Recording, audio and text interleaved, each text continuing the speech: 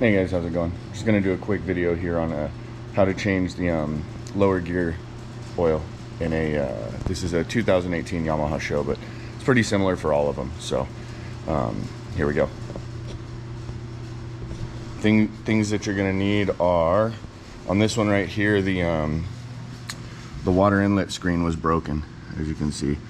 So we ordered up some new ones here. Got those right there. These are the part numbers for the Yamaha gaskets, the gaskets for the bolts, some Yamaha lube, and then other than that you'll need, like a bucket for the oil, the pump, you'll need one of these pumps. These are pretty cheap, you can get them Walmart, wherever.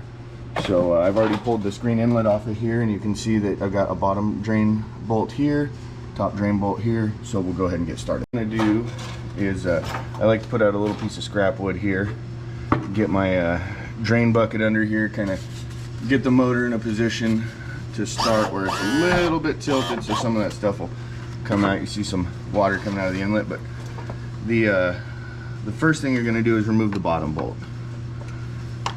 So all you need to do that is just a good sized flathead screwdriver.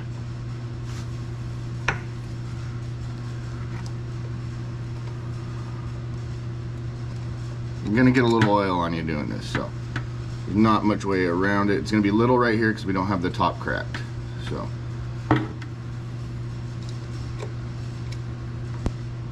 okay, you can pull that top bolt next,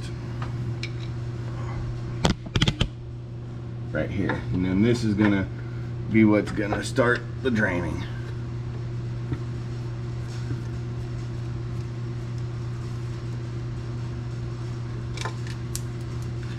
There we go. So when you get the bolts out, you'll notice that you've got the top bolt is just this. There, see if it'll catch it right there. Nothing, just a small blunt bolt. It's got these washers on it. These washers probably look good, but they're $3 for 2 new ones, so I replace them every time. The bottom one's going to be a little bit different. It's got a magnet on it. Now, let's see if it'll catch that. Now this one's magnet has very, very, very little, if anything, on it, which is a good sign. You're gonna have a little bit on there, but there's really nothing on this. Same thing, gonna have that gasket. We're gonna replace that gasket every time.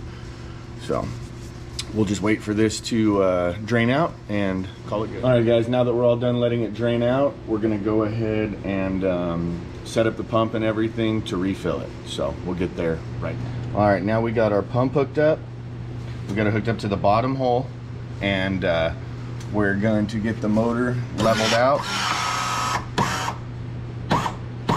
So that's about level right there, and we're gonna pump this until oil starts seeping out of this hole. All right, so we're on our second quart now, and you can see that it has started to seep out. I'll give it a push here, and boom, it's starting to seep out there. So that means we're full. I usually go ahead and let it settle a little bit, 5 minutes or so. Come back, give it a pump, see if any of the air bubbles have kind of calmed down in it, and so we'll do that, and then we'll go from there. All right, so went ahead and let it settle for about 5 minutes here. So let's just, oh yep, it's full. So what we're gonna do now is we're just gonna go ahead and pull the gaskets off of these. Get both of these guys ready right here. We're gonna take our packet.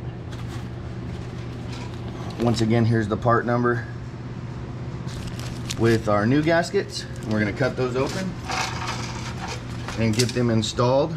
So the first bolt that you wanna put in is gonna be your top bolt. So we're gonna go ahead and get that in. Okay. Get that guy nice and snugged up. There we go. Once again, like I said, we got a new washer on there. I don't know if you can see it, but we'll pull this back and undo here. Might be a little bit of pressure. So right there, and then it's not going to come oozing out because it's locked up top. It's not going to come flushing out. It's going to ooze out a little. So get that guy nice and snug. Get everything cleaned up around here lightly. I'll clean it with some degreaser when I'm done, but I like to get everything around here cleaned up. All right, now to finish up, we're just gonna go ahead and put the water inlet screens back on. So they only go on one way. That, like this. Now, on this one, the Allen is 4mm. I've also, on some of the earlier ones, I did a 2010 show yesterday, and it was actually a Phillips head, not an Allen, so it's going to be dependent, I guess, on the year. So get it snugged up. I don't want to get it so hard that it cracks or anything, but get it pretty snug. All right, and that's really it. It's been serviced, changed. You know,